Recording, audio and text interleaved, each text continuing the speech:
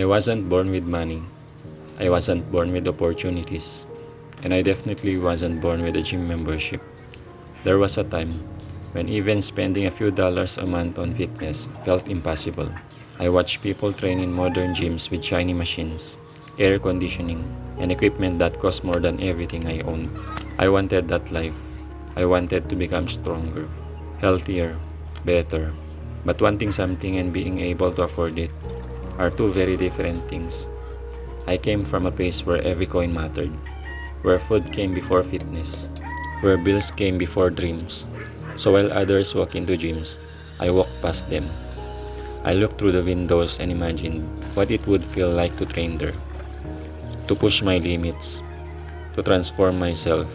But imagination was all I had for a long time, yet something inside me refused to quit. I realized I had two choices.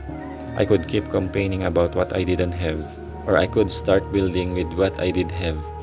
So I made a decision that would change my life forever. I started saving, not hundreds of dollars, not even tens of dollars, just small amounts. Whatever I could spare, a few coins here, a few coins there. While others spent money on things they wanted, I put my money aside for something I believed in. The process was slow, painfully slow.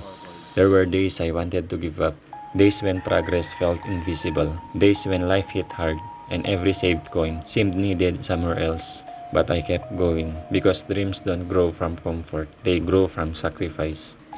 Then one day, while walking through a junkyard, I noticed something. Rusty metal pipes, old car parts, broken steel frames, scrap. To most people it was garbage. To me, it looked like possibility. I started collecting whatever I could find. Discarded metal, unused weights, pieces nobody wanted. People laughed. They said I was wasting my time. But I wasn't collecting scrap. I was collecting pieces of a dream, piece by piece. Day by day, I taught myself how to weld, how to cut metal, how to build. I made mistakes. Some designs failed. Some nights I worked until exhaustion, only to start over next morning. But every failure taught me something, and every lesson brought me closer.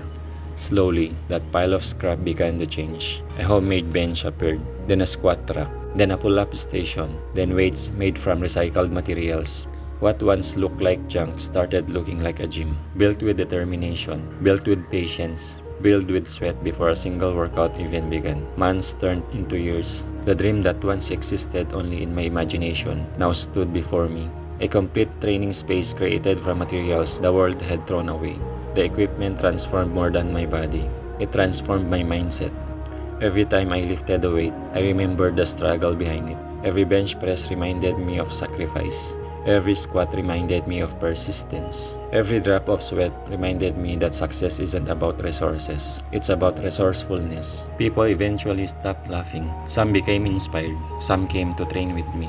Today, when I walk into my gym, I don't see scrap metal. I see proof. Proof that determination is stronger than poverty. Proof that patience beats excuses. Proof that dreams don't need perfect conditions to grow. And a vision nobody else could see. I may not have had money. I may not have had fancy equipment. I may not have had advantages. But I had something far more powerful. The courage to begin. And that changed everything. This gym isn't just a place where I train. It's a monument to perseverance. A reminder that greatness doesn't come from what you own.